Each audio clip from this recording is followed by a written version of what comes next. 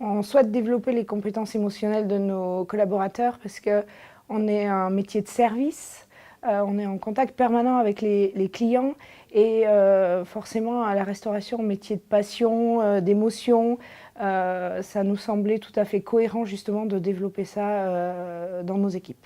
On va apporter à nos équipes un tas de complémentarités, de formations. On va surtout leur faire découvrir des choses, les rendre curieux grâce à la formation. Mais on ne s'occupe pas vraiment d'eux, quelque part. On va dire, tiens, on va t'apprendre à faire une cuisine basse température, on va t'apprendre à travailler tel ou tel type d'encaissement. Mais quel est qu'est-ce que moi, en collaborateur, je vais pouvoir récupérer de tout ça? Alors automatiquement, bien sûr, on récupère des choses, mais si en plus on essaye d'apporter une notion de bonne humeur, de bien-être dans mon travail, je me sens bien quelque part. Donc on continue la boucle systématiquement pour dire, tiens, je vais apporter quelque chose de très personnel aux équipes pour qu'ils se sentent bien dans leur journée. Au travail, c'est une chose, mais qu'ils se sentent bien dans leur journée, qu'ils se sentent bien avec leurs collègues, qu'ils se sentent bien avec leur chef. On ne se sent pas toujours bien avec son chef. Optimiste, pour moi, c'est quelqu'un qui voit les choses plutôt positives. De manière générale, c'est OK, le verre, il est plutôt plein que plutôt vide. Je suis optimiste. Empathie, je vais pouvoir assez facilement me mettre dans la peau de la personne qui est en face de moi et dire, tiens, peut-être qu'il pense comme ça, peut-être qu'il aimerait cette chose-là. Intuition, c'est dire, tiens, qu'est-ce qu'au fond de moi, ma petite lumière, elle me dit quoi? D'accord? Si je mets tout ça dans un monde de restauration, je vois les choses du bon côté, je suis optimiste, donc je suis de bonne humeur. C'est déjà sympa de venir me dire bonjour, prendre un café chez moi le matin.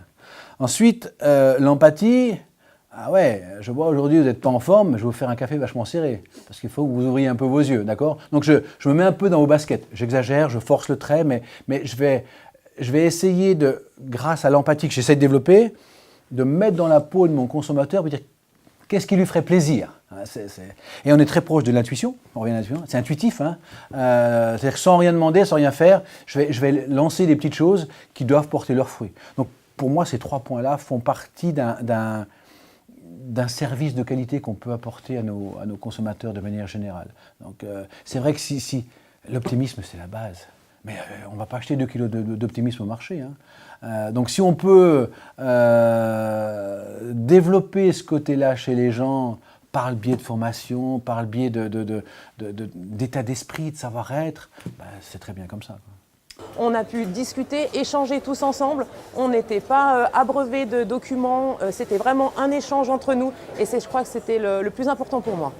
Pour mon équipe, c'est important aussi. Ça me permet aussi de les voir différemment peut-être et puis d'appréhender certains problèmes. Pourquoi pas?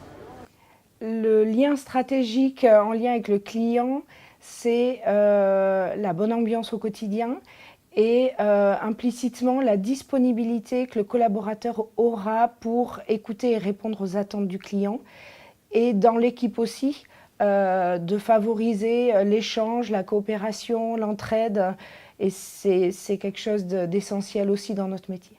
On dit toujours, et ça c'est des phrases consacrées, moi la plus grande force de mon entreprise, c'est les équipes. Tu fais quoi pour tes équipes?